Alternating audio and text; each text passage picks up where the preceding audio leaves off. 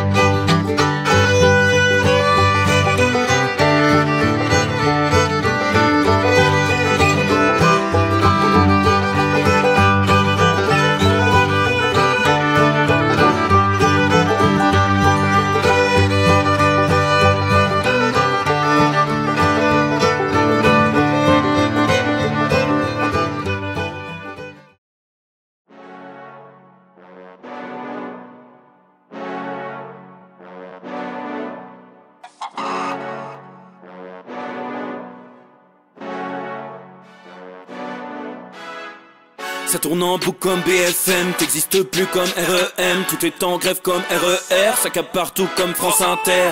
Faut pas croire tout ce qu'on dit à la télévision. Merci YouTube pour la liberté d'expression. C'est pas la vérité absolue, juste de l'info et de l'actu. Si t'as un doute sur le contenu, check les sources ou le nombre de vues. C'est pas la vérité absolue, juste de l'info et de l'actu. Si t'as un doute sur le contenu, check les sources ou le nombre de vues. Calme-toi Dimitri, la force tranquille, ça tape dans le mille. De midi à minuit, dégomme les mensonges comme des quilles. Depuis qu'il y a des séances publiques, je veux plus au cirque mais à l'hémicycle. Scandale politique et médiatique, pour rien rater il faut que tu cliques. Mec c'est Rémi, le meilleur du pire en ligne de mire. Aucun parti pris, que des avis bien réfléchis. J'suis encore bourré comme un Polac, donc j'pensais voir Laurent Ournac. J'crois que j'suis toujours à côté de la plaque, mais en politique c'est qui est le crack. Ouais j'sais qui est le crack. Juste milieu. J'crois que c'est qui est le crack. Salit des kilomètres de presse pour faire un résumé express. Ça charbonne comme un chinois avec la qualité d'un bavarois. On sera en retraite après notre mort, on sera bouffé par l'inflation. Dans le doute je vais voter Voldemort pour les prochaines élections. Passe de la country à la drill sans transition. C'était pas une bonne idée de me confier cette mission. Si t'aimes pas, dégoûte pas les autres. C'est pas moi qui le dis, moi je suis le roi des pauvres. Pour réfléchir, j'ai qu'un euro, mais au moins je tomberai pas dans la fraude. Je le prononce Fröhliches Mittel, comme Angela Merkel. Désolé, je fais ce que je peux, je trouve ma répartie chez Lidl. Des enquêtes exceptionnelles, pas de langue de bois et de l'humour. La revue c'est juste mensuel, les vidéos c'est juste tous les jours. Ouais c'est juste tous les jours. Juste milieu. Regarde ça tous les jours. Juste milieu. Désolé pour mon manque de répartie. Je sais même pas ce que je débite. C'est dur la géopolitique. Ou un peu comme ma... République. Ma République, non? C'est dur la République quand même, non? Ouais? Non? Ah non, c'est mou, non? Ouais, les mecs se font chier, on dirait un peu. Ouais, c'est un peu mou. Enfin, ça dépend dans quel pays. Ouais. Bah, j'y connais pas grand chose, moi. Et c'est quoi une démocratie déjà?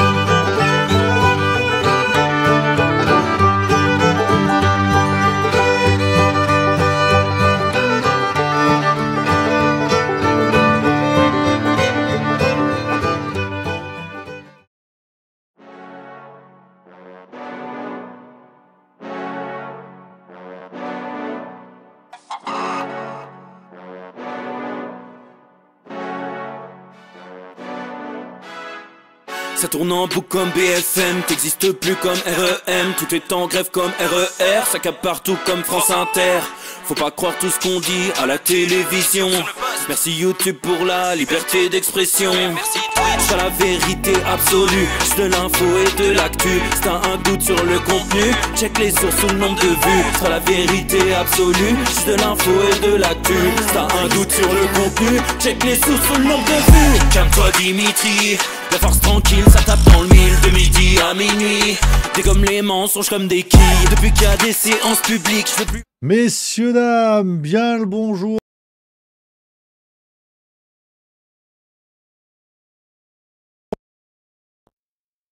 Tout le monde est en forme, les amis, que vous êtes plein badin. On me dit le son. Oh non, mais ça va pas recommencer, putain. C'est une blague. J'ai le truc qui marche, moi. C'est revenu. C'est revenu. Ah ouais, j'ai touché. Parce que le câble est cassé du micro. Donc c'est pas impossible que ça coupe de temps à autre si je touche le câble. Faut jamais toucher le câble. Donc c'est normal, vous inquiétez pas. À un moment donné, prenez l'habitude aussi. C'est un naufrage permanent sur le plan technique, cette émission. Donc arrêtez aussi de comme ça à chaque fois de dire oui, le son, oui, l'image, oui, on comprend rien. C'est le principe. Si vous êtes là, c'est parce que voilà. Alors par contre, c'est vrai que j'ai l'impression qu'il y a un décalage. Et ça, c'est pas marrant. Je crois qu'il y a un... Ça, c'est 4K. Je t'avais dit de pas mettre 4K. Hein. Ah Je peux le changer, là? Regarde, j'enlève 4K. Attends, comment on fait? C'est là. Là, normalement, il n'y a plus de décalage. Là, c'est bon. Allô? Ah, t'as vu, c'est 4K. Ils n'ont pas aimé 4K. Allô? Là, c'est mieux. Là, c'est mieux. Là, normalement, on est bon, là. Donc bonjour. Bonjour à tous pour cette nouvelle semaine, les amis. En fanfare, sur les chapeaux de roue, d'entrée de jeu. Je crois qu'on est pas mal. Très content de vous retrouver, les amis, pour cette nouvelle semaine. Une semaine raccourcie. Elle est raccourcie cette semaine parce que, j'explique, mercredi, direction Lille, le nord de la France. Au nord, c'était les Corons.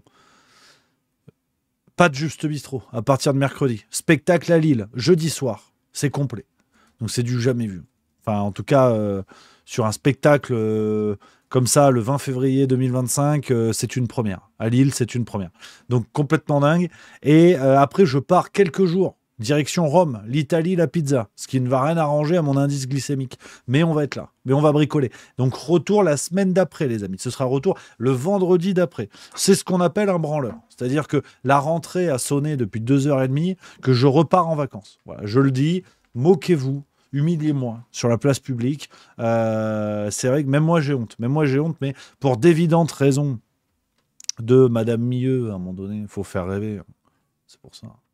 C'est Rome, Rome la Belle, Rome la Grande, et pour d'évidentes raisons surtout de tournoi destination Italie-France à Rome. Voilà ce qui, bon, bah, le hasard a fait que. Alors c'est vrai que on rigole. Alors, attends, il y a toujours ce petit décalage. Merde, pourquoi j'ai un décalage? Vous voyez un décalage, vous? Vous voyez vraiment? Parce que moi ça va, hein. J'ai l'impression que ça bricole, hein.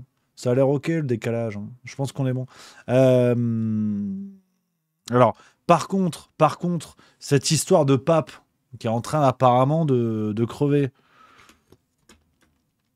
Semble-t-il que Pape François est en train de raccrocher les wagons. Enfin, en tout cas, il est malade. Il est hospitalisé actuellement. La situation est pas faux folle. S'il peut attendre après mon séjour à Rome, en fait, pour éviter que tout soit blindé, que je ne puisse pas visiter tranquillement les meilleures pizzerias de la ville. Donc, j'adresse un message au Vatican. Vous me le gardez au frais, le padré, qu'on attende un petit peu. Parce que moi, j'ai des pâtes à manger, j'ai des pizzas, j'ai des musées à visiter, je dois aller au Colisée, je dois aller à des trucs comme ça. Donc, si le padré nous claque entre les doigts, il y a tout le monde qui va se pointer à Rome. Et c'est normal pour lui rendre hommage. Mais ça m'arrangerait quand même, voilà, Monsieur François, ça m'arrangerait si vous pouvez voilà, vous organiser. On fait ça un petit peu plus tard. Voilà les amis. Petit message que j'adresse en personne au Vatican. Alors, les amis, j'ai mal à la gorge. Déjà, je le dis aussi, c'est pas impossible qu'on ait une voix qui casse à tout moment. Mais ça, c'est ma vie, on en a rien à foutre. Aujourd'hui, qu'est-ce qu'on va faire? Qu'est-ce qu'on va bricoler? On va papoter, évidemment. J'ai quelques petites séquences pour vous. Il va y avoir de l'émotion. On va chialer aujourd'hui avec des nouvelles d'un député qu'on aime beaucoup. Et surtout, aujourd'hui, on va parler de l'affaire Betaram. Donc, sur une forme d'immense instant grognon, parce que cette affaire commence à me gonfler dans les grandes largeurs. Tout le monde en parle. Et pour moi, dans un angle qui n'est pas le bon. Voilà, je le dis. Demain, on parlera peut-être de Yann Moix, mais je sais que sur une chaîne de haute qualité se prépare une émission sur Yann Moix avec un angle là encore intéressant. Donc, ce sera jeudi. Moi, je vais dire des petits trucs vite fait, mais je vous renverrai sur l'émission de jeudi, vous comprendrez. Il n'y a pas de conflit d'intérêt là-dedans, ça n'a rien à voir, c'est différent. C'est pas pareil. Donc, on va parler de tout ça. Les copains, voilà un peu ce qui nous attend. Merci à tout le monde qui est là. Installez-vous confortablement, les copains. Merci à Faza94 pour le subprime, 3e mois. Merci. Attendez, que j'oublie personne. Julien54620, le subprime, 30e mois. Merci, camarade. On a Déclic PC, le sub 23e mois. Logan1576, le subprime, 27e mois. Le gars, il a peur de rien. Isavisa, sub 23e mois. Baldacat, sub 6e mois. Labiquette Corse, subprime, 17e mois. Skunk Kamikaze, subprime 20e mois. C'est une pluie de subs, les amis. What a golden shower of subscription, comme on dit. Merci les amis, évidemment. Mon Bigna Polo qui est là, il y a Samsoul de Trop qui est là également. Que du plaisir, voilà, que du plaisir, les amis. Que du plaisir également à Narbonne. Voilà, j'ai envoyé quelques petites photos pour les amis qui sont sur le Telegram de Juste Milieu. Ça fait plaisir, vous êtes déjà plus de 1000. C'est quand même énorme, c'est quand même génial. Je vous mets le lien parce que ça me permet aussi voilà, de balancer des petits trucs, de partager en fait avec les gens du Telegram, partager des petits souvenirs, des petits instants. J'ai mis des petites photos, je mets des petits trucs bonus. Comme ça, on est en contact direct. Je sais qu'on a les vidéos, on a Twitch, on a la newsletter. Et là, on est encore plus proche. Là, je suis dans votre téléphone, si j'ose dire. Il y a un côté Gérard Miller. C'est vrai que bon, du téléphone au trou de balle, comme on dit, il n'y a pas beaucoup. Elle est pas facile, celle-là. Elle est pas facile. Ouais. C'est lundi, je suis enroué. C'est pour ça que je peux aussi dire des blagues que je n'aurais pas dites si j'avais une gorge fonctionnelle, hein, comme dirait Manuel Valls. Donc voilà. Merci à Dans ton milieu qui vient d'offrir un sub à Kodari et ça c'est sympa. Ça c'est sympa, merci les amis. Donc rejoignez-nous hein, sur le Telegram de Juste Milieu, vous êtes de plus en plus nombreux. Et donc j'ai parlé aux copains voilà, de Narbonne, cette date qui s'est très bien passée. On s'est régalé, voilà, joli spectacle. Complet de chez complet, voilà, 140 places, ça dégage, voilà, complet, Lille, complet, je dis, terminé. Qu'est-ce qu'on a d'autre? Je vous en parle parce que je sais, certains râlent en disant oui, mais ils parlent tout le temps du spectacle. Ben oui, mais je fais ma promo, t'es gentil. Est-ce que tu m'as vu chez Drucker? Est-ce que tu m'as vu chez McFly et Carlito? Est-ce que tu me vois sur France Inter? Donc si je fais pas ma promo, je les remplis comment, mes spectacles? Et en plus, en faisant un petit peu de promo, ça remplit bien. Hein. Regarde la liste. Hein. Lille, terminé, c'est plié. Attends, regarde, je te mets l'écran, bouge pas. Tac. Lille, c'est terminé, ça dégage. On a Orléans. Orléans, ça remplit bien aussi. Orléans, c'est le 13 mars, à la salle François Rabelais. Donc là, on va manger du jambon. François Rabelais, évidemment, c'est gargantua, on adore. Hein. Briard, c'est à 100 bornes d'Orléans. Ça aussi, on y va. C'est le 14 mars 2025 à 20h. Auditorium Jean Poulain. Je sais pas qui c'est, Jean Poulain, mais on l'embrasse. Chambéry, il reste 60 places. C'est quoi cette histoire? C'est le 19 mars, c'est dans un mois. Chambéry, un mercredi soir. C'est complètement dingue. Donc voilà, Lyon, 3 avril, il reste même pas 100 places. Ça va être une belle soirée, Lyon. 400 places. En plus, c'est à Dessines, dans la grande zone. Après, ça va aller boire des coups. Ça va se jeter des canons. Donc venez à Lyon. On va bricoler. Le sanglier, il dort à l'hôtel à côté. Donc je dis pas ça pour vous faire une Depardieu. Je vous dis juste qu'on peut faire la fête ensemble. Ça va bricoler. On a quoi? On a Alès, le 12 avril. On est dans le Gard. Il y a du fromage de chèvre. Ça va être bien aussi. Rouen, chez nos amis normands. 19 avril à 21h. Il reste 30 places à Rouen. C'est quasiment plié. C'est dans 2 mois. Auray, en Bretagne. 250 places. Il en reste 50 environ. Même pas. Et ça, pareil. Moi, 3 jours avant mon anniversaire, venez en Bretagne. Parce que là, je vais être motivé. Là, il va y avoir de la motivation. Je veux qu'à la fin, vous m'appeliez juste Chouchen. D'accord? Je veux que mon sang soit du beurre, demi-sel. Donc ça, c'est Auray. Ça, c'est la Bretagne. Après, c'est Bordeaux. Bordeaux, c'est les bourgeois, c'est les bobos, mais on les embrasse. Donc Bordeaux, 17 mai. Voilà. Puis après, il y a plein d'autres choses. Après, il y a Troyes, il y a Clermont-Ferrand, il y a Nantes, il y a Strasbourg, il y a Le Mans, il y a Metz, il y a La Rochelle, il y a Paris, il y a Genève. Il va y avoir le Québec, ça on vous l'a annoncé, ça arrive sous peu, et nos amis belges. Tenez-vous les Belges, il y a Liège et il y a Bruxelles. C'est quasiment... Alors Liège c'est officiel, je vous donne le lien bientôt de la billetterie, et Bruxelles c'est en passe de l'être. Donc là pareil, Bruxelles, je ne veux pas me rappeler de la semaine, on est d'accord. Donc voilà, je donne le lien de la tournée les amis, c'est du bonheur, voilà, que du plaisir. Les copains, on va se régaler pour la tournée. Donc Narbonne, c'était encore magnifique. C'était encore du plaisir, les amis, de rencontrer les copains de Narbonne, de se faire plaisir. Il n'y a pas eu des grands buffets cette fois-là, mais voilà, on se régale. Et je fais un bisou, un gros bisou évidemment, à Guy et Sandrine du Théâtre de la Poste à Foix. Si vous avez l'occasion, les amis qui sont pas loin de Foix, allez voir le Théâtre de la Poste. Il y a des belles choses, ils se régalent. Et les patrons, c'est des seigneurs, on les embrasse, on leur fait un bisou. Ils nous ont tout géré sur la date de Narbonne. Donc c'est magnifique. Et le restaurant chez Lulu à Narbonne, qui m'a régalé, qui m'a... Ah non, mais un orgasme gourmand. Voilà, c'est magnifique. Chez Lulu à Narbonne, allez-y. J'ai mis les photos sur Instagram. C'est extraordinaire, on l'embrasse. Donc voilà les amis. Je prends vos petits messages dans le chat avant de commencer l'actualité.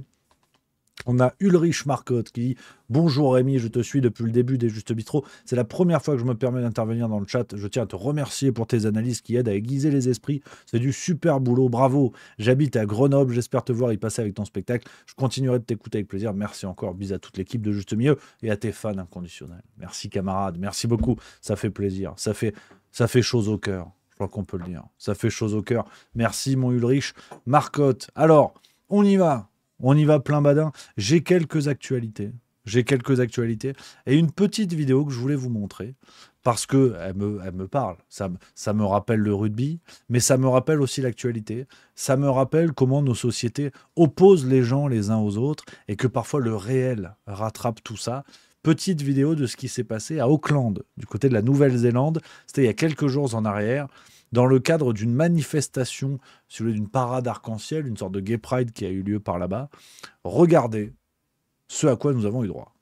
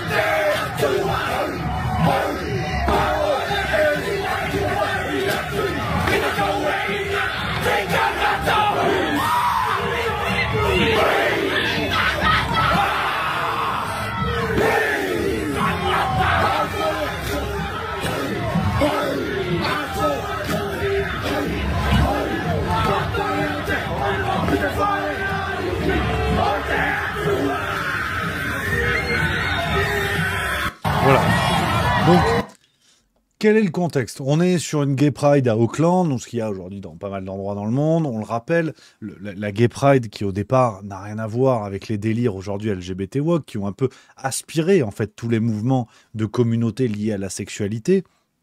Parce que la Gay Pride c'est beaucoup plus vieux que les délires woke LGBT si vous voulez, mais l'avantage aujourd'hui du mouvement LGBT c'est que ça a englobé tout le monde sans le consentement des communautés englobées, c'est-à-dire qu'aujourd'hui vous avez des homosexuels, vous avez des femmes lesbiennes, vous avez des transsexuels, vous avez tout ce que vous voulez qui sont contre la récupération idéologique qui a été faite par le mouvement LGBT, mais qu'importe, on n'a pas demandé l'avis aux gens et on a dit vous êtes automatiquement LGBT.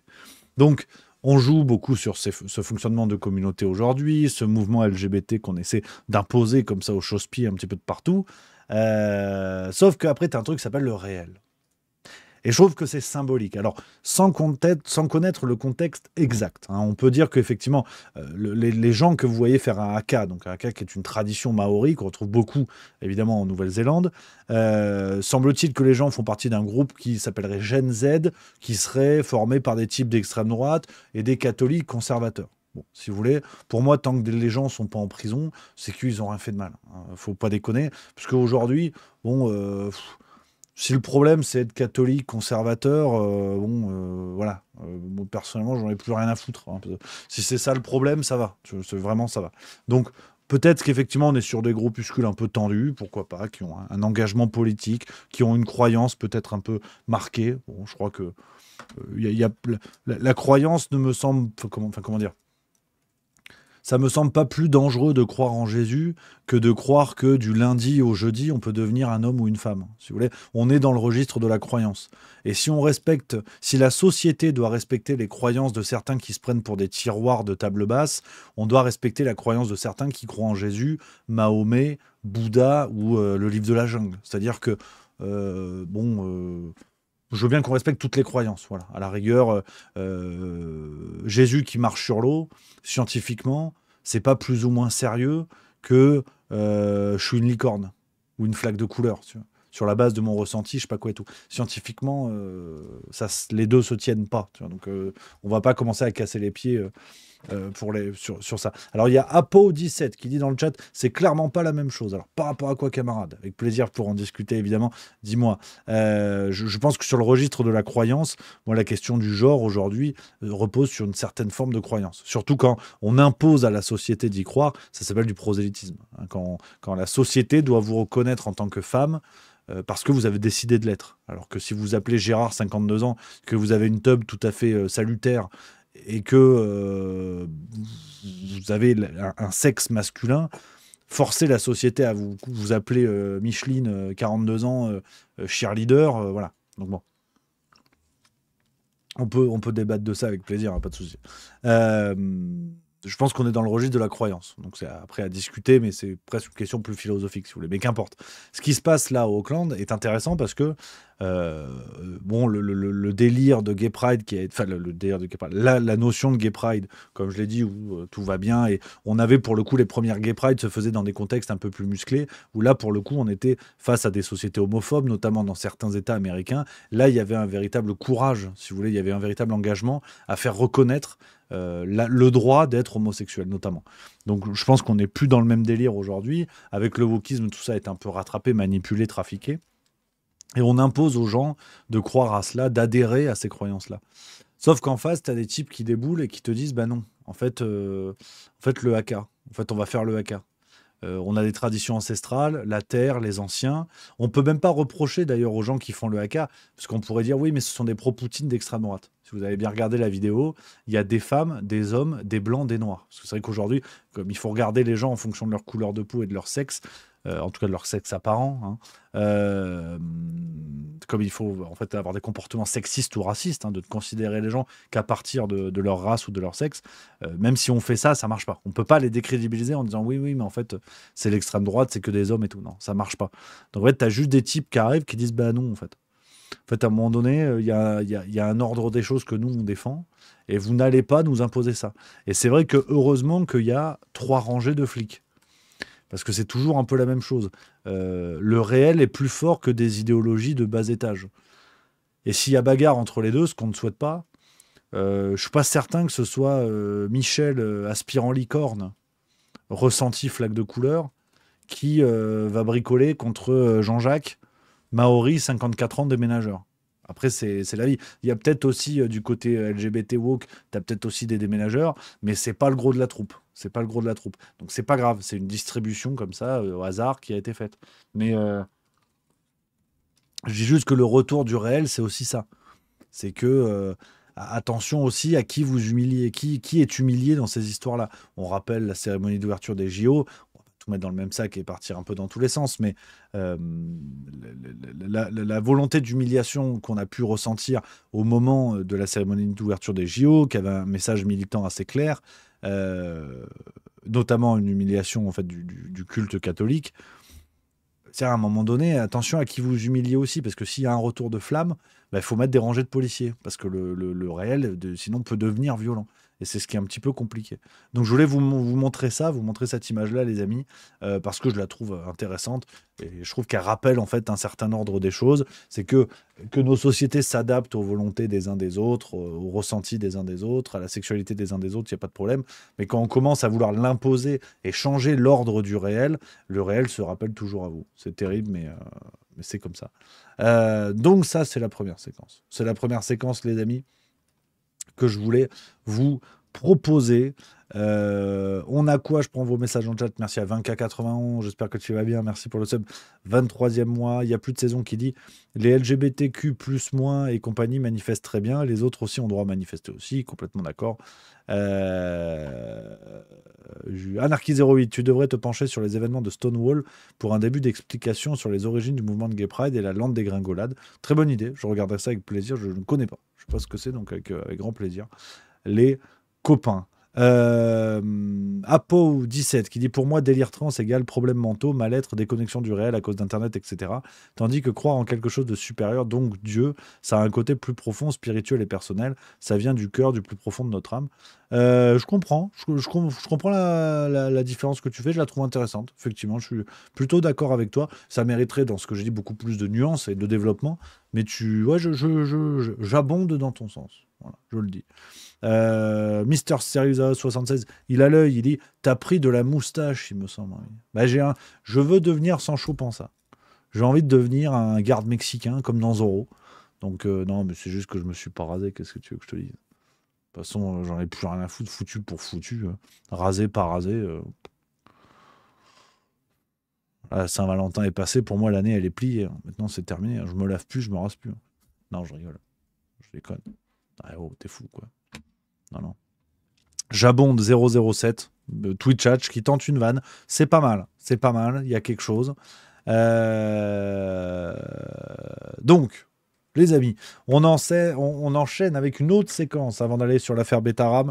On a des nouvelles. Et on va rester calme. C'est pas ça qui va nous rendre grognons. Hein. On a des nouvelles d'Andy Kerbrat. Andy Kerbrat. Rappelez-vous, le député La France Insoumise, chippé en train d'acheter de la drogue sur un quai de métro à un dealer mineur.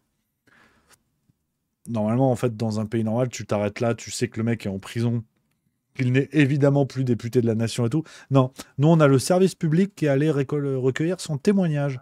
Parce que le pauvre, en fait, je vais vous montrer la séquence, c'est 3 minutes de bonheur.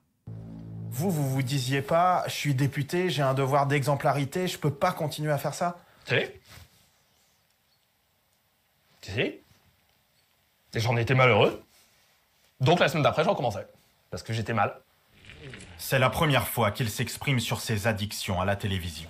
Andy Kerbrat s'injectait de la 3-MMC dans les veines. Lorsque nous le rencontrons avant Noël, le député est en sevrage et en arrêt de travail. Andy Kerbrat, 34 ans, attend qu'une place se libère pour être hospitalisé. Oh. Comment vous vous sentez là? Paumé.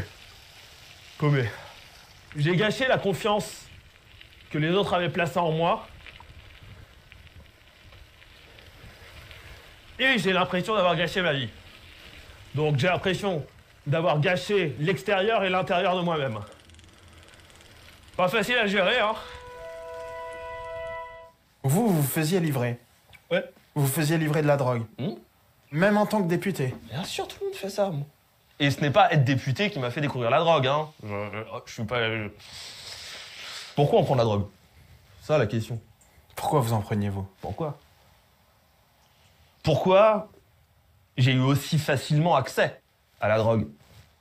Je peux sortir des grands discours théoriques, rhétoriques, politiques et tout ce qu'on veut sur qu'est-ce que c'est. Moi, en fait, c'est une histoire simple d'un mec qui a subi le décès de sa mère, qui n'a pas su le gérer et qui allait chercher un substitut alors qu'il était député. Voilà. Et qui, petit à petit, a eu un engrenage qui est descendu. Un engrenage et ça tourne. Et vous aviez conscience de ça, vous, d'être plongé dans cet engrenage? Mais non, sur le moment T, on repousse. C'est d'ailleurs tout le problème. C'est à la sortie. Et à la sortie, tout le monde s'est dit « Ah, plus jamais ». La semaine d'après, ça recommence. Le combat, c'est d'en sortir. Mais m'en sortir, ça va me prendre ma vie. Ça va me prendre la vie. C'est long, en fait. Je suis un fils d'héroïnomane. Je sais ce que c'est, en fait, plus que d'autres. Je sais aussi pour ça que je veux en sortir, parce que je sais à quel point ça bousille. Ça bousille des enfants, derrière. Parce que quand on est enfant d'héroïnomane, c'est pas avoir de parents. Mais... Donc je m'en sortirai. Il n'y a pas le choix, de toute façon. Ça va être chiant à faire, juste ça. Moi, je sais que je dois en sortir, parce que sinon, en effet, je vais crever.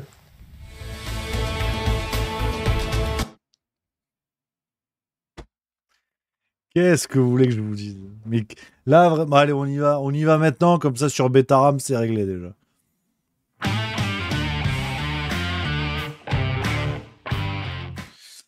Qu'est-ce que vous voulez que je vous dise? Voilà ce qu'est devenu la politique. Un ramassis pour beaucoup, pas tous évidemment, des opportunistes, des arrivistes, des cloportes, des profiteurs, des menteurs, des drogués. Qu'est-ce que vous voulez que je vous dise? C'est-à-dire que on est aujourd'hui face à un système public de l'État où en plus vous avez le service public qui va le plaindre et faire un reportage. Donc au bout d'un moment, on va prendre des pincettes parce qu'on est chez Juste Milieu, il faut être prudent et tout ce qu'on veut et tout. Mais l'aspect Juste Milieu doit pas non plus empêcher à un moment donné de soulever certains lièvres qui peuvent embêter, qui peuvent gratter par où ça passe, mais il faut quand même pas déconner. La place de ce type n'est pas l'Assemblée nationale. Donc au bout d'un moment, qu'on sorte les discours de « oui, mais il faut accompagner »,« oui, mais c'est à la société d'encadrer ». Oui, évidemment, pas de problème, il n'y a aucun souci. Mais ils sont où ces collègues députés de la France Insoumise, là? Ils sont où ces gens-là? Ils sont où les soutiens? Ils sont où les gens? Elle est où la démission? On rappelle quand même que ce monsieur a acheté sa drogue avec sa réserve parlementaire, avec de l'argent public. Ça n'a déclenché aucun scandale. Donc, c'est fatigant à chaque fois de trouver.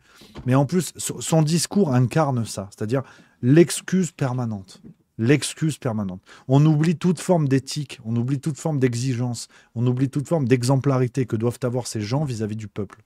Donc le mec arrive, oui mais c'est le décès de ma maman. Oui mais il y a plein de gens malheureusement qui ont perdu des parents, qui ne sont pas tombés dans la drogue. Il y en a aussi chez qui c'est arrivé, il ne faut pas l'ignorer.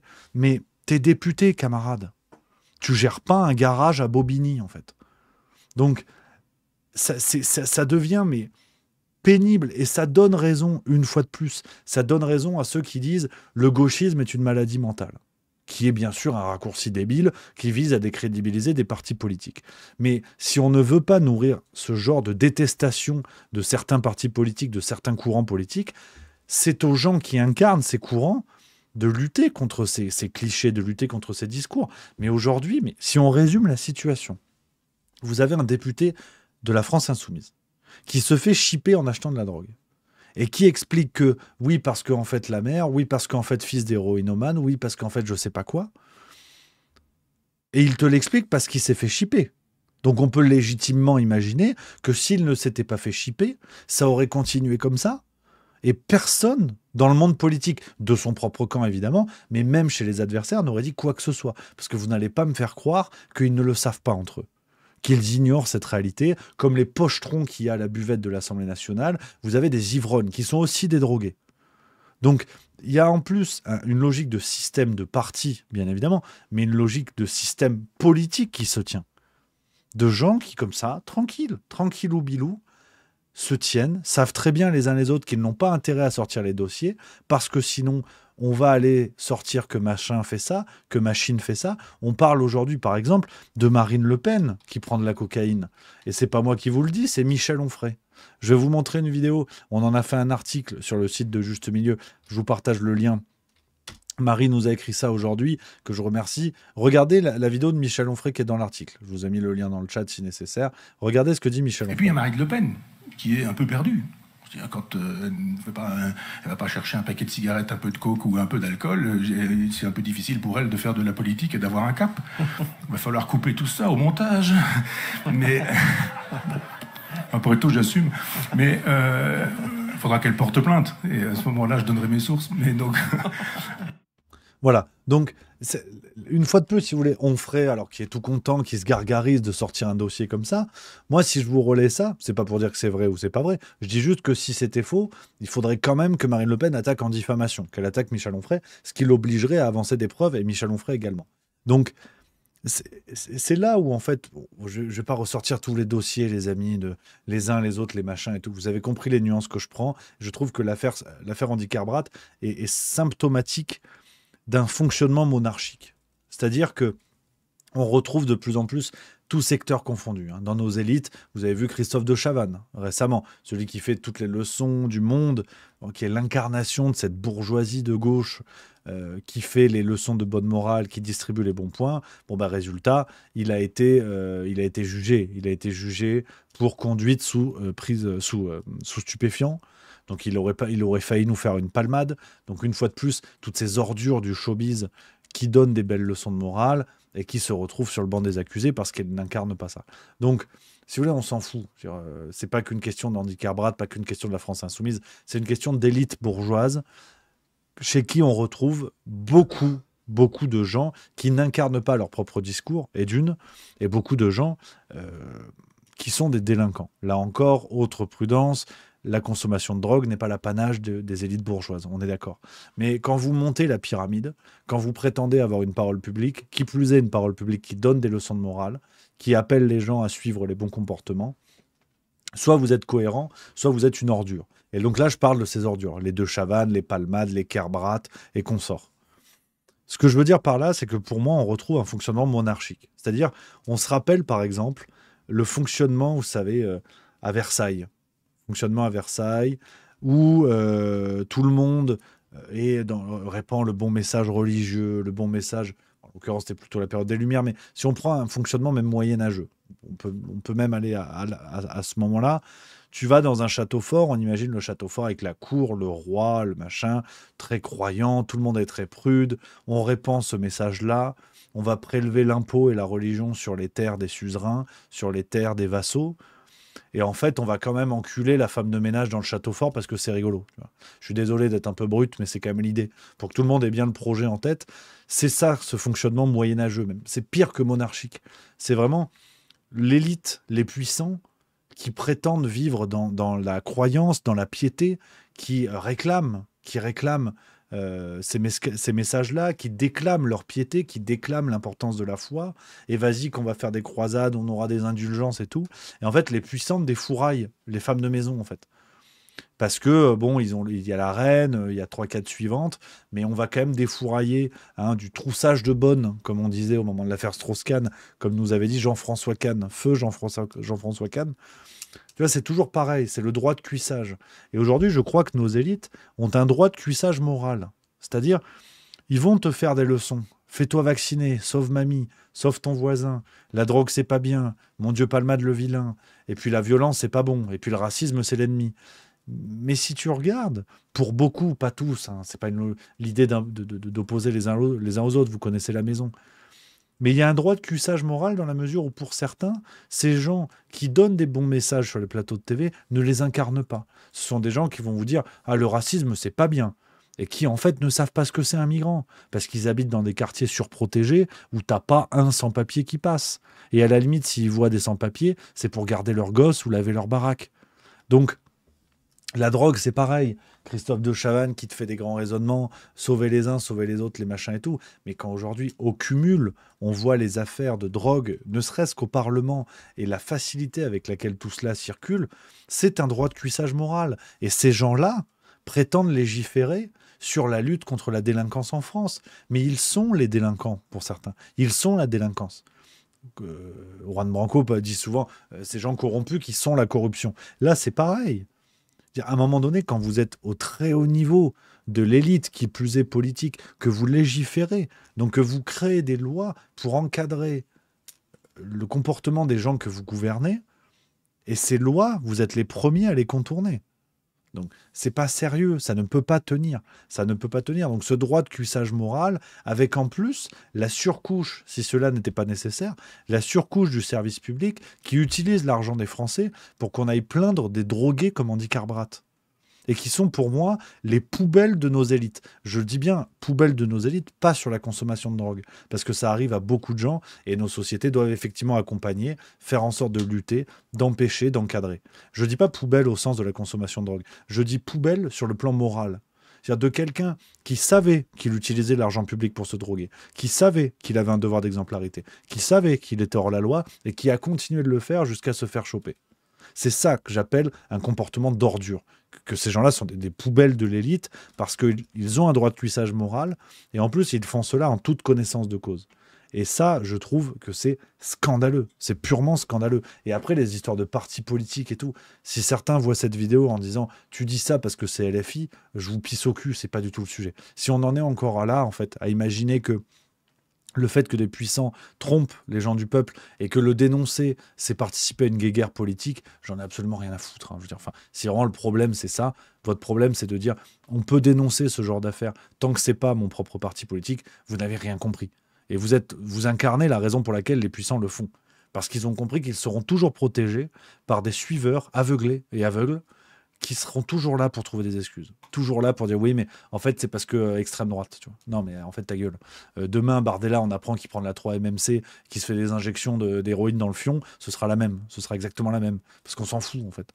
On s'en fout. C'est plus une question politique. Quand vous avez vos puissants qui, aujourd'hui, sont dans des droits de cuissage moral, qui s'évitent complètement la loi en toute connaissance de cause, si le problème, c'est la guerre politique, on n'a rien compris. Et on va en manger pendant encore 20 ans au moins. Donc c'est ça qui m'embête un petit peu. Je prends les messages, les copains. Anarchy08 qui nous dit « Rémi, je me permets de ne pas être d'accord avec toi sur un point. Ce ne sont pas des élites, ce sont des privilégiés qui s'érigent en tant que pseudo-élites. » Oui, non, je suis d'accord avec toi. Là, c'est le livre de Christopher Lasch, par exemple, La révolte des élites, que je vous invite à lire, qui est passionnant sur cette question-là. Vous avez effectivement une logique d'élite autoproclamée. Mais sur le plan moral, sur le plan intellectuel, c'est en cela, c'est ce que développe Christopher Lasch, c'est en cela qu'il y a une forme d'autoproclamation. Là où, pour moi, je parle d'élite parce que, si tu veux, sur la pyramide structurelle de nos sociétés, ils sont en haut. Il y a peu de gens au-dessus des députés dans notre démocratie. C'est pour ça que je parle d'élite, mais je suis d'accord avec toi que dans les faits, ils n'incarnent pas ce qu'ils prétendent être. Mais si on prend l'organigramme de la société française, ils sont en haut, ces gens-là. Ils gagnent plus de pognon, ils ont plus de pouvoir, ils sont plus exposés médiatiquement. C'est pour ça que je parle d'élite, mais je suis d'accord avec toi que c'est purement structurel, on va dire. Donc voilà, l'élite morale, pour moi, par exemple, ça va être le paysan. Le paysan qui a une vie de paysan, qui respecte la terre, qui respecte ses animaux, qui respecte sa production, qui a un rythme de vie que peu de gens peuvent tenir. Là, pour moi, une élite morale réelle, c'est ça. Donc, je pense qu'on est d'accord, sur ça. Donc non, je trouve ça assez hallucinant. Et ça continue. Donc, c'est assez fou, ce silence, mais de tous les côtés. Ce silence de tous les côtés. Et surtout du côté de l'opposition. Et c'est ce qui fait dire que, autant je refuse souvent le côté tous pourris, dénonciation facile de la politique, mais le silence des partis d'opposition sur les questions de drogue, sur ce type de questions, ça en dit très très long sur l'omerta nécessaire qui règne. C'est-à-dire que ces gens-là ont besoin, comment dire, les partis d'opposition se taisent à bon escient, parce qu'ils savent très bien que ça peut se retourner sur eux. Ça peut se retourner contre eux, pardon. Donc l'histoire de Marine Le Pen, cocaïnomane, ou qui prend de la cocaïne, c'est quand même très intéressant. Et je suis très curieux de monter l'affaire en mayonnaise. Ça me plairait beaucoup de le monter en mayonnaise pour assister à un clash. Le Pen, Onfray, savoir qui a raison. Moi, je dis ça en tant que citoyen. Moi, j'en sais rien. Hein. Je prends la parole des puissants. Hein. Donc, s'ils le disent, hein, c'est vrai. Hein. Donc, il faut faire attention. Hein. Faut faire attention. Donc, voilà. Je voulais vous parler de ça. Andy Kerbrat, évidemment. Qu'il aille se faire cuire le cul. Hein. Naturellement, là, c'est le projet. Là, c'est cuisson barbecue. C'est du Weber petite briquette.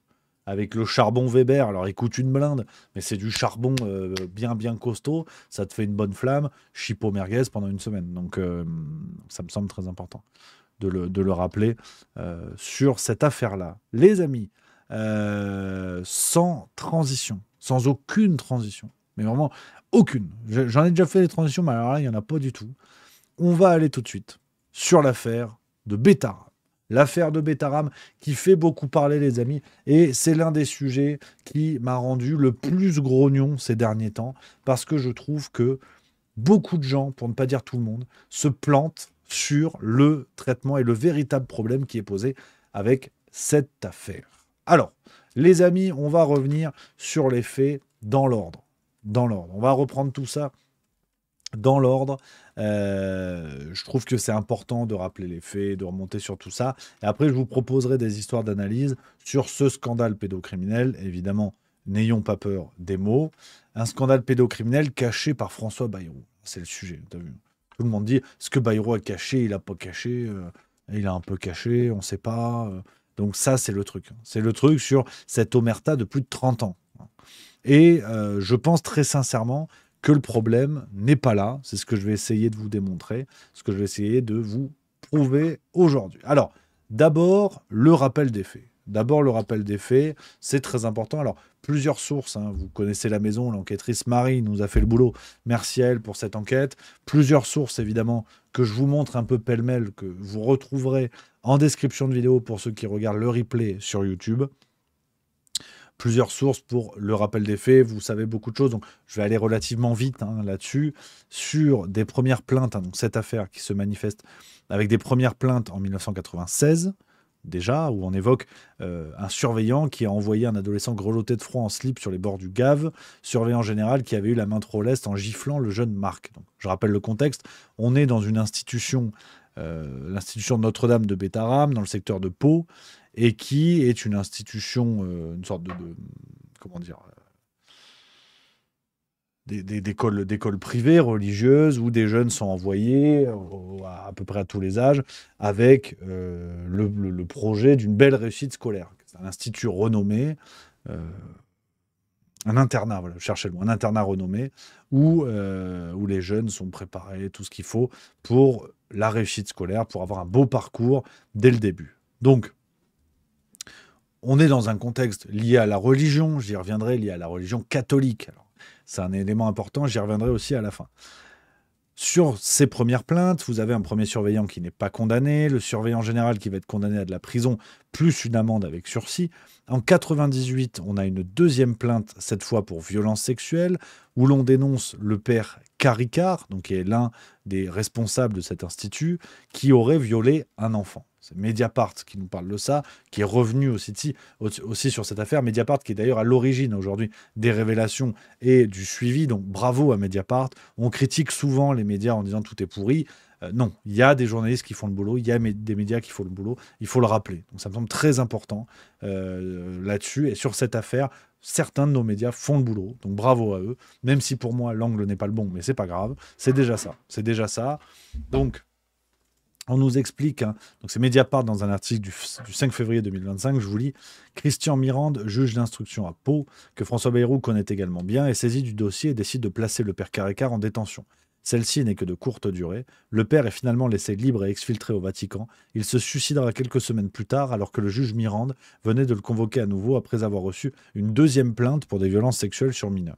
Donc là, on a déjà tout ce qui fait un scandale pédocriminel basique, comme il en existe beaucoup trop en France et ailleurs. Omerta, silence, travail d'enquête empêché, suicide, on a vraiment tout le pire, hein, tout le pire de ce qu'on peut imaginer. Cette affaire va être un peu oubliée et elle va revenir au premier plan en octobre 2023 avec un ancien élève, un nom que vous avez beaucoup entendu si vous suivez l'affaire, un certain Alain Esquer, qui est un ancien élève de Notre-Dame de Bétarame, qui va créer un groupe Facebook pour en dénoncer les violences. Regardez, France 3 en parle, hein, notamment. 112 plaintes vont être déposées, un peu plus de 112 plaintes vont être déposées. Une vingtaine d'agresseurs vont être dénoncés pour des faits remontant entre 1950 et 2010. Donc on a vraiment, là encore, dans les ingrédients d'un scandale pédocriminel parfait, vous avez l'industrialisation des faits, la répétition, la mécanisation d'abus pédocriminels. On retrouve parmi les auteurs, ou en tout cas parmi les agresseurs dénoncés, des prêtres, des laïcs, voire des élèves. On a en plus une reproduction de comportement sur les élèves entre eux. Donc avec des témoignages assez terribles hein, qui expliquent tout ça. On parle de tabassage, on parle de ségrégation sociale, de torture physique et mentale, d'humiliation sous couvert de dureté éducative, enfin des choses terribles, des choses véritablement terribles. Évidemment, cette affaire-là n'a jamais explosé jusqu'à présent. Ça aussi, c'est un point sur lequel il faudra revenir. En 1996, suite à l'affaire, il va y avoir une création de comité de soutien à l'institution Notre-Dame de Bétarame. Donc là encore, on cache tout, on empêche les enquêtes, on empêche les victimes de parler. Et en plus, il va y avoir une sorte de soutien qui se met en place pour l'institution. Je vous lis ce que nous dit France Bleu dans un article, bougez pas que je ne me trompe pas, sur la date, c'est celui-ci. France Bleu du 15 janvier 2021. On nous dit à ce moment-là, il y a des anonymes, des médecins, des avocats, mais aussi des visages bien connus tels le couturier Jean-Charles de Castelbajac ou le député RPR Michel Péricard. Tous défendent bec et ongle l'excellente réputation de leur bahut. Vous avez en plus des membres de l'élite, vous avez de belles choses. Monsieur Castelbajac, le couturier, on le rappelle, qui est celui qui avait fait les déguisements des prêtres et des membres de l'Église pour la réouverture de Notre-Dame de Paris. Le monde est petit. On va voir le témoignage d'Alain Esquer, je vous l'ai dit, qui est l'une des victimes à l'origine de la création du groupe Facebook, qui dit « Cela paraît fou que la responsabilité de soulever une telle affaire pèse sur un homme ordinaire, donc en l'occurrence lui, et on peut ajouter le silence de l'éducation nationale, pas un recteur ne s'est ému. » Donc vous avez là encore tous les ingrédients, tout. On a le silence, on a un soutien qui se fait à l'Institut et à l'Institut qui abrite des agresseurs potentiels, on a une omerta, on a tout de chez tout.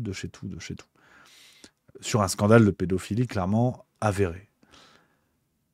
Aujourd'hui, le sujet numéro 1, avec ce que je vous dis, on pourrait rentrer dans les détails des témoignages, de tout ça, vous avez compris l'idée, vous avez compris la mécanique, c'est scandaleux, on étouffe la parole des victimes, on ne parle pas de cette affaire alors que les premiers faits remontent à 1950, donc c'est un truc de taré, c'est un truc de taré.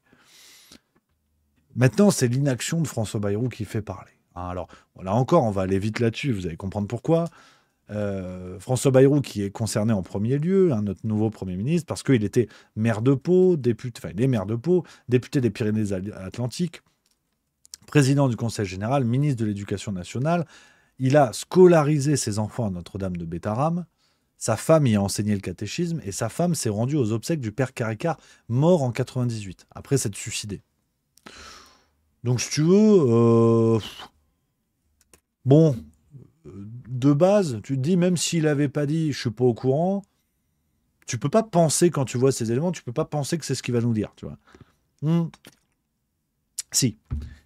Mediapart nous dit, toujours dans cet article du 5 février 2022 que je vous ai montré, Bayrou répond à une accusation de dissimulation sur les faits qui remontent à 96, et il dit « Seule l'une de mes filles se souvient d'une affaire de claque donnée par un surveillant. » Ce que Mediapart apporte des preuves avec d'autres témoignages, dit « Impossible, mon fils était dans la même classe que le sien, Calixte Bayrou rappelle Jérôme, père de la victime de 96, qui affirme que le ministre fuyait la presse pour ne pas évoquer l'affaire. À l'époque, j'étais furieux contre son absence de réaction. » Donc, c'est du classique. Mediapart a vraiment fouillé l'affaire, ils ont fait un travail très sérieux, très complet. Toujours cet article-là. Il remonte un petit peu tout ça, je vous lis, hein, 1 mois après le dépôt de la plainte pour les violences physiques sur le fils de Jérôme, tandis que le scandale avait mis la région en ébullition, le ministre de l'Éducation s'était même rendu directement à Notre-Dame de Bétarame pour apporter son soutien à l'établissement à l'occasion de la réception de travaux de toiture. Donc, le dossier Bayrou, normalement, il est réglé en 4 minutes. Une fois de plus, dans une démocratie normale, ce mec démissionne dans l'heure. Évidemment. Mais non, en fait, parce que tout porte à croire que Bayrou était au courant. Tout le prouve, hein, sur l'affaire de violence sexuelle dont je vous parlais en 98. Il y avait déjà des rumeurs sur l'inaction de Bayrou en 2009. Sur un article du blog de Mediapart de juin 2009, on peut lire « Des parents avaient écrit à François Bayrou sans obtenir de réponse, pas même cette lettre type vous enjoignant de laisser faire la justice ». C'est cet article du blog de Mediapart, il faut le préciser, même s'il est écrit par une journaliste à Mediapart. Donc c'est sur le blog de... Oui, c'est ça, Mediapart. Donc on peut quand même faire confiance, c'est une journaliste. Donc rien ne va, évidemment que rien ne va. Le Monde révèle, a révélé il n'y a pas longtemps, je vous montre un autre article pour être complet là-dessus, voilà cet article du 12 mars 2024, d'anciens élèves de l'établissement catholique privé de Notre-Dame de Bétarame dénoncent un régime de la terreur, et qui nous explique que Bayrou a eu des contacts avec le juge Mirande chargé de l'enquête en 98. On a plusieurs précisions. On va avoir ce témoignage également qui a été diffusé dans l'émission 7 à 8 du 16 février 2025. Je vous le diffuse là encore. Enfin, les preuves, il n'y a que ça, qu'on soit d'accord. Regarde. Vous avez entendu comme moi, il n'y a pas de grand raisonnement à faire. Vous avez vu cette affaire, rien ne va. Rien ne va quand aujourd'hui, M. Bayrou est toujours là, toujours présent. La place de cet homme est évidemment en prison. Factuellement, il ment. Évidemment, ce scandale, comment ne pouvait-il pas être au courant? Donc aujourd'hui, on en est à un ping-pong avec Bayrou qui vient nous expliquer. Il faut saluer le travail du député LFI, d'ailleurs, qu'il a interpellé à l'Assemblée nationale, M. Paul Vanier, qu'on salue. Et Bayrou qui lui a répondu « Je n'ai jamais été informé de ces violences sexuelles ». Bayrou dit avoir porté plainte contre Mediapart. On a hâte de voir la plainte. Surtout que Mediapart, dans la foulée, a fait d'autres révélations. La lettre de Jean-Marie Delbos du 16 mars 2024, sa déclaration en 1996 alors qu'il était ministre de l'Éducation nationale, le témoignage du juge Mirande. Enfin, ils ont toutes les preuves. Je veux dire, on est en train de se faire des nœuds au cerveau pour ce qui est une évidence. Et quand bien même, d'ailleurs, le temps de l'enquête, sur une affaire d'une telle gravité, Bayrou devrait se retirer. On en parle dans quelques minutes. Comble du cynisme, et si vous voulez, de dire à quel point il nous pisse à la face avec allégresse, Bayrou, interpellé à l'Assemblée nationale, a envoyé son ministre de la Justice, Darmanin, pour répondre. C'était le 12 février. Gérald Darmanin, garde des Sceaux, ministre de la Justice. On écoute la réponse du ministre. S'il vous plaît. Madame la Présidente, Mesdames et Messieurs les députés, Monsieur le député, je veux d'abord, pour ma part et au nom du gouvernement, avoir une pensée pour tous ces enfants, quel que soit leur âge, qui aujourd'hui sont victimes et qui méritent, me semble-t-il, mieux que des jeux politiciens. Voilà. Donc on a envoyé quand même un responsable de chantage sexuel pour aller couvrir une affaire pédocriminelle. Donc une affaire en pleine instruction où on envoie le ministre de la Justice. Donc vraiment, mais on est devenu une république bananière. À un moment donné, je ne vais pas m'emballer tout de suite, on fera des raisonnements et de l'analyse après. Mais sincèrement, à un moment donné, les digues cèdent de plus en plus vite. À un moment donné, on n'est plus dans une démocratie. Prenez-moi pour un taré d'extrême droite si ça vous rassure, mais on n'est plus dans une démocratie. Quand on voit ce genre de choses, ça n'est plus possible de croire cela. Ou alors à s'hypnotiser tout seul. Mais continuons sur les faits, parce que non seulement Bayrou ment, Bayrou envoie son ministre de la Justice pour couvrir un scandale terrible, mais Bayrou se contredit. À quelques jours d'intervalle, regardez cette séquence qui résume parfaitement les choses. Les accusateurs disent qu'ils ne pouvaient pas ignorer. Alors j'affirme que évidemment, je n'ai jamais été informé. Jamais.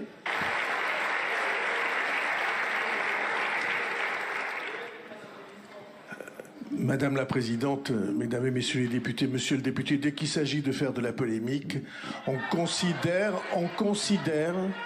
qu'on peut tout dire. Soutenir n'importe quel argument. Excusez-moi, je vais redire ce que j'ai dit hier. Jamais je n'ai été à cette époque, averti en quoi que ce soit des faits qui ont donné lieu à des plaintes ou à des signalements, jamais. Je rappelle que j'avais demandé cette inspection en 1996, mais que quand j'ai quitté le ministère en 1997, il y a eu nombre de ministres de l'Éducation et nombre de ministres de la Justice, d'opinions différentes, et que cependant on est resté sous les radars. Voilà. Donc il a demandé une inspection sur des faits dont il n'avait jamais été informé. Donc évidemment que rien ne va. Évidemment que rien ne va et qu'on est dans un fonctionnement classique d'un scandale tout à fait évident. Tout à fait évident. Donc maintenant que vous avez les éléments, alors on pourrait aller sur des tiroirs un peu plus serrés évidemment, enfin des tiroirs un peu plus précis sur les faits et tout ça. Je voulais vous présenter l'affaire dans les grandes lignes et n'importe qui constate que cette affaire est une catastrophe, est un drame, est un scandale absolu, et que Bayrou, la place de cet homme est en prison, au moins le temps de l'instruction, parce qu'il est en train évidemment de mentir à tous les Français. Mais ce que je voulais vous dire par là, au niveau de l'analyse, et ce qui me rend dingue sur ce qui se passe actuellement, c'est que nous avons un scandale pédocriminel caché pendant des décennies, qui n'a pas été caché que par François Bayrou.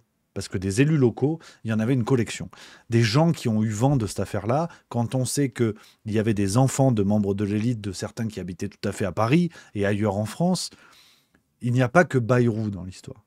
Et le problème, pour vous résumer la chose et pas être trop compliqué dans le raisonnement, le problème, c'est que ce scandale pédocriminel est en train de devenir un règlement de compte politique. Et vous avez tout ce que notre politique peut faire de pire, toutes les saloperies politiciennes qui se mettent en place. Je pense à M. Léaumont, qui nous a expliqué que, en fait, ça devenait une guéguerre politique. Il a dénoncé l'absence de réaction de Marine Le Pen. Je vais vous montrer, il faut que je retrouve son tweet. Je me le suis noté, parce qu'on va évidemment reparler dans la farce tranquille. Je vais vous le montrer, parce que lui, évidemment, je lui pisse au cul. Alors lui, quelle sombre merde. Et vraiment, et qu'il m'attaque avec plaisir en diffamation, tout ce que vous voulez, hein, avec grand, grand plaisir. Parce que ce genre de comportement, de faire de la politique,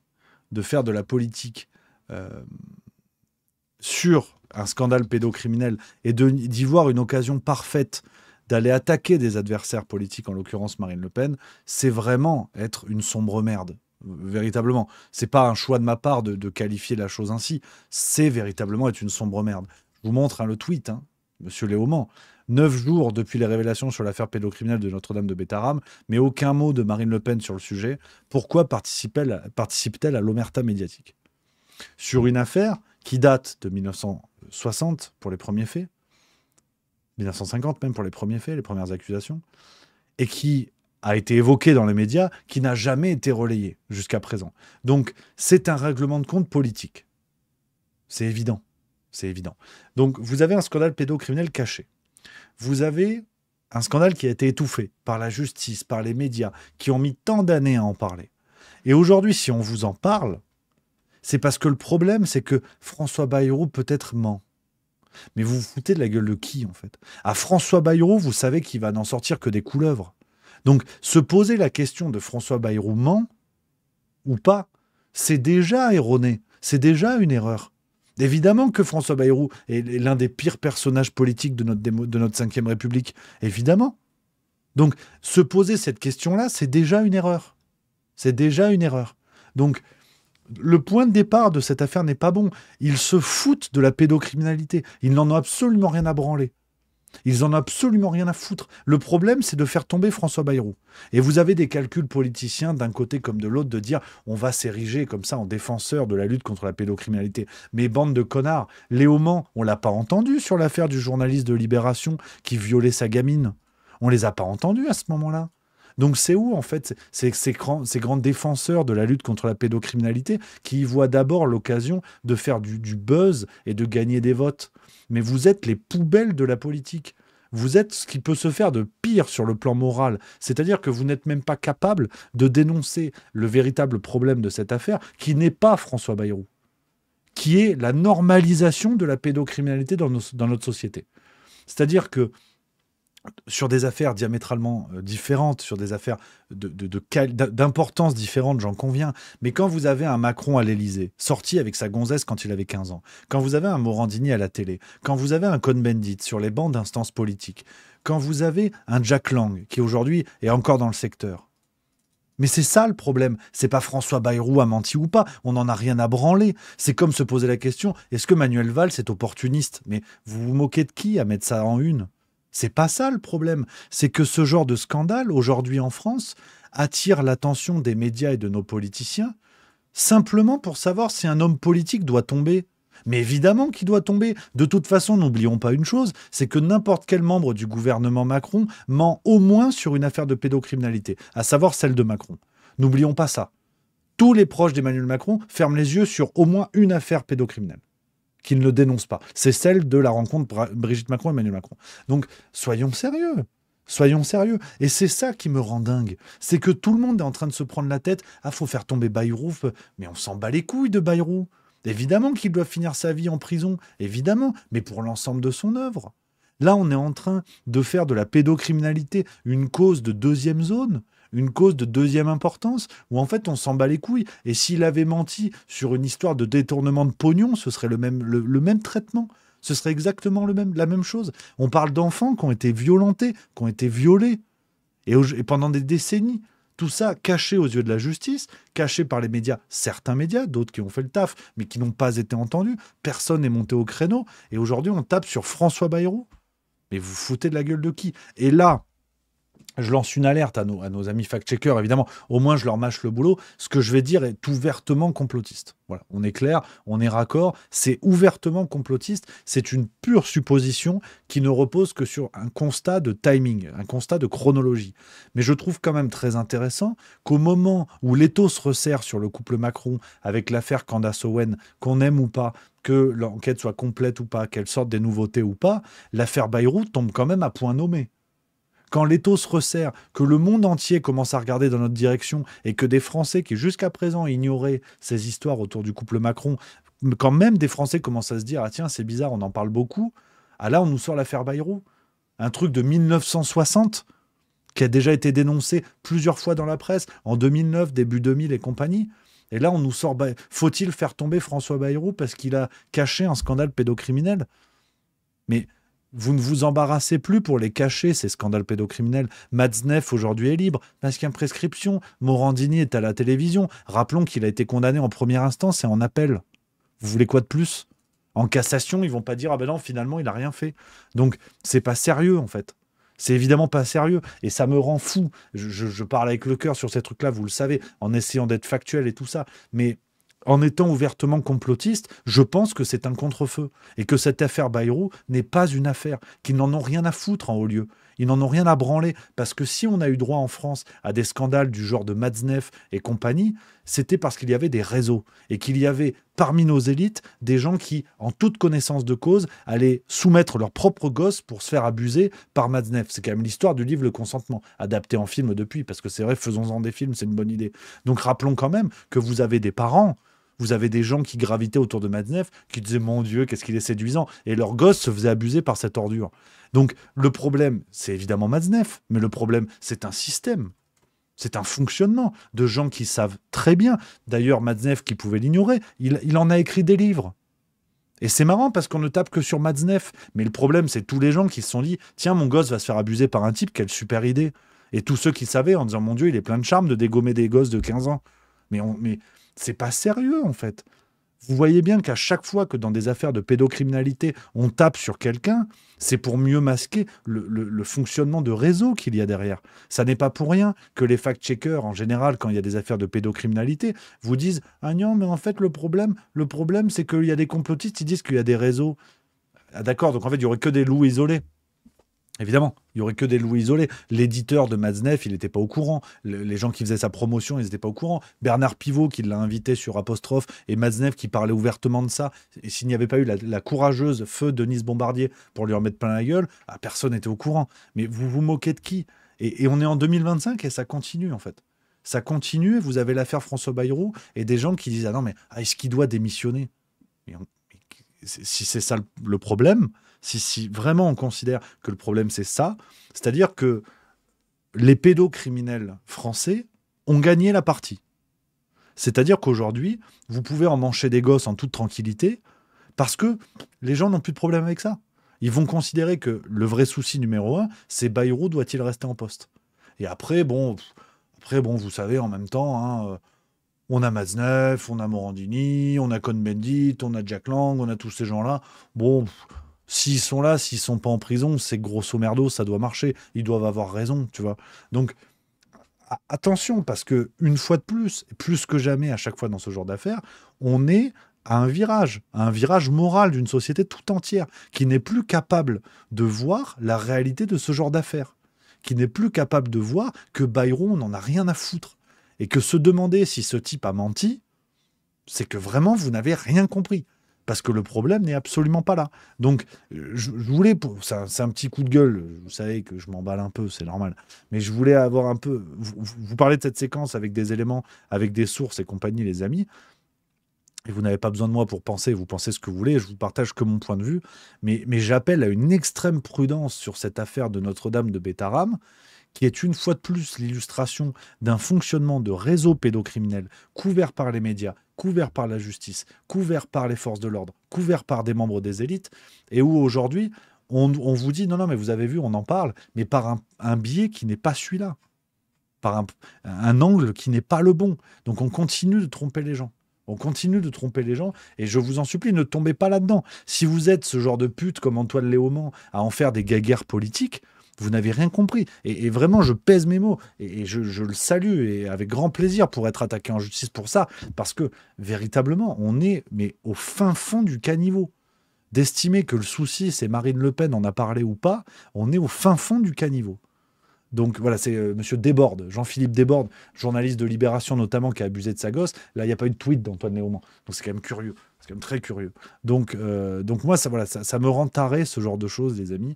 Et vraiment, je vous en prie, faites ce que vous voulez, bien sûr, mais je vous propose de ne pas prendre cette affaire par le mauvais angle, qui est le combat politique de faire tomber Bayrou. Et pour le redire une fois, et en étant tout à fait complotiste, pour moi, cette affaire sort à point nommé. Est-ce que c'est un contre-feu par rapport à l'histoire du prisme qui se resserre autour du couple Macron? Est-ce qu'il y a une autre raison? Je l'ignore, mais il me semble impossible qu'on ait décidé comme ça, maintenant, aujourd'hui, par on ne sait quelle raison, que l'affaire sorte, que l'affaire de François Bayrou sorte, alors que ça fait 40 ans que c'est ignoré et que tout le monde s'en branle. Ça me paraît beaucoup trop facile. Donc je pense qu'il y a un contre-feu. Dans le chat, je suis tout à fait d'accord, on me dit, je ne suis pas certain que Léaumont soit le problème. Il est l'illustration, si vous voulez, de ces politiciens qui utilisent cette situation pour en faire un argument électoral.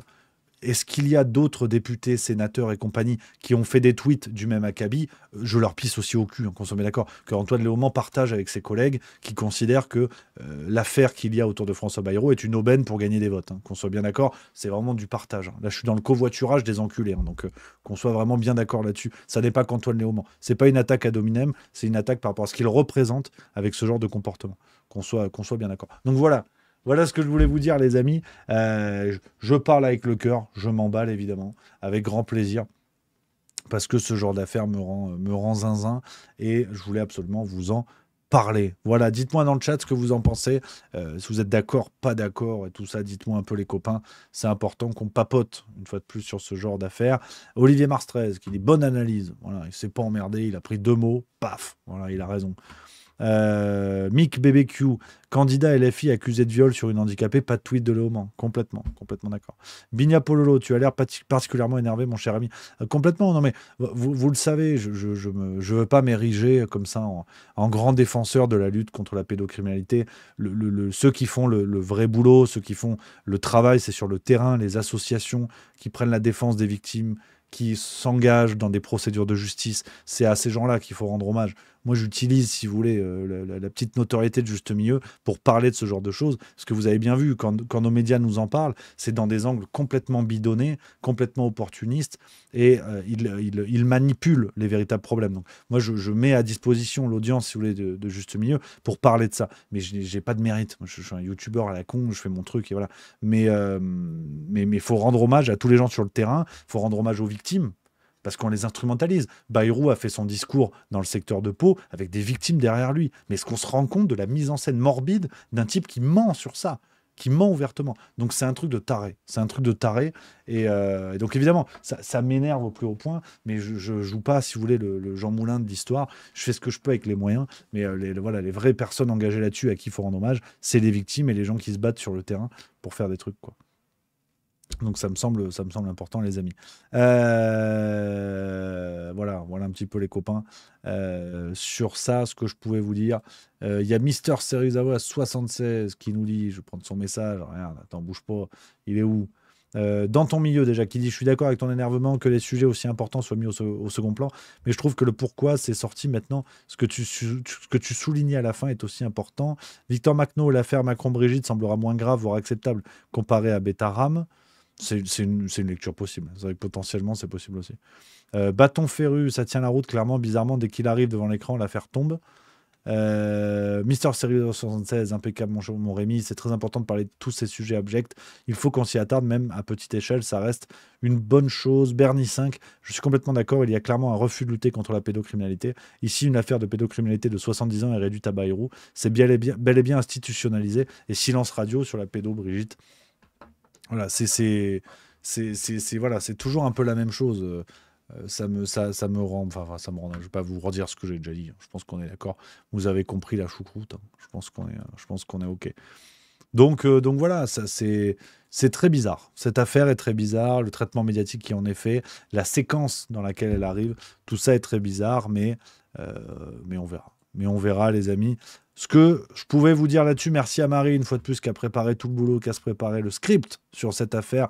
Impeccable. Voilà, ça s'est passé comme sur des roulettes. Voilà, les amis, sur cette affaire. Betaram, 18h03. 18h03, les copains. Je vais raccrocher les wagons. La voix a tenu. J'ai un petit peu mal à la gorge, mais je vais sucer. Je vais sucer une pastille, naturellement, et ça ira beaucoup mieux. Voilà, c'est très important. Les copains, vous le savez, je vous redonne le Telegram juste milieu, on papote, on peut faire l'après-match sur Telegram. Si vous voulez m'envoyer des petits messages, qu'on continue à discuter, le lien est dans le chat pour nous rejoindre. On va se retrouver demain.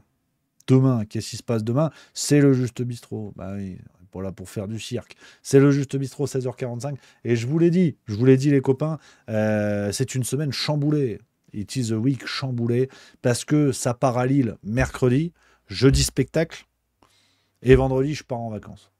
Le fonctionnement de branleur, passer mes journées à critiquer les députés pour en adapter le mode de vie, c'est-à-dire pas en branler une plus de 2 mois, c'est terrible. J'ai honte, mais direction Rome, avec ma milieu, l'amour, la pizza, le Lambrusco, et France-Italie au rugby. Enfin, Italie-France, évidemment. Donc, je serai de retour, après, je vous le redirai demain, je serai de retour vendredi 28. Après, on est plein badin. À part le spectacle, ça va bouger à droite à gauche, mais on sera à fond. Voilà, les amis. Merci d'avoir été là ce soir. Nombreux, une fois de plus, vous êtes quasiment 2000 au moment où je raccroche. C'est que du bonheur. On se retrouve demain en pleine forme. Je vous embrasse. Vive la rigolade et vive la France.